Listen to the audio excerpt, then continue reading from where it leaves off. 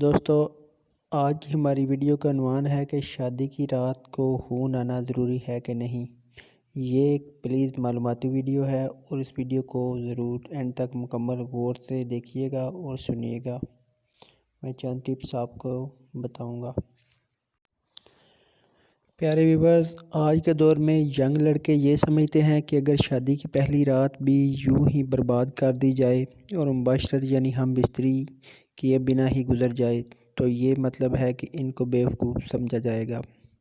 کیا لڑکے یہ سمجھتے ہیں کہ زیادہ سے زیادہ مباشرت کی جائے اور پہلی رات میں لڑکی کو نڈال کر دیا جائے تاکہ پوری زندگی لڑکی پر ہمارا رعب بنا رہے؟ نہیں، یہ بالکل غلط بات ہے، ایسا نہیں کرنا چاہیے۔ اور ایک اور مشہور بات یہ ہے کہ دلہن کی سیل سہاگ رات میں توڑ دی جاتی ہے اور جب سیل ٹوٹتی ہے تو خون ہی نکلتا ہے، اور جو خون نکلتا ہے اس بلڈ سے مراد اصل میں یہ ہے کہ عورت کی پیشاب کی جگہ تھوڑی الگ ہوتی ہے۔ جس جگہ سے عورتیں پیشاب کرتی ہیں ٹھیک اس نیچے مباشرت ہوتی ہے۔ جس جگہ سے عورتیں پیشاب کرتی ہیں اس کے نیچے مباشرت کیسے ہوتی ہے؟ پیارے ویورز، جیسا کہ آپ سب جانتے ہوں گے کہ قدرت نے لڑکی کے ساتھ ایک ہر مہینے میں ٹائم پیریڈ رکھا ہے۔ اصل میں یہ ہے کہ کچھ لڑکیوں کو خون آتا ہے۔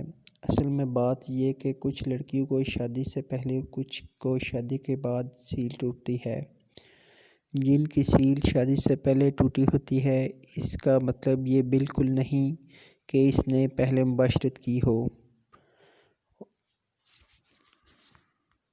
کچھ لڑکیوں کی سیل مباشرت کے علاوہ بھاگ دوڑ اور کھیل کود کی وجہ سے بھی ٹوٹ جاتی ہے۔ تو پیارے ویورز، ایک اور میں بات آپ کو بہت امپورٹنٹ بتاتا چلوں۔ کچھ عورتوں کی سیلیں 2 سے 3 بار مباشرت کرنے کے بعد بھی بڑی مشکل سے ٹوٹتی ہیں۔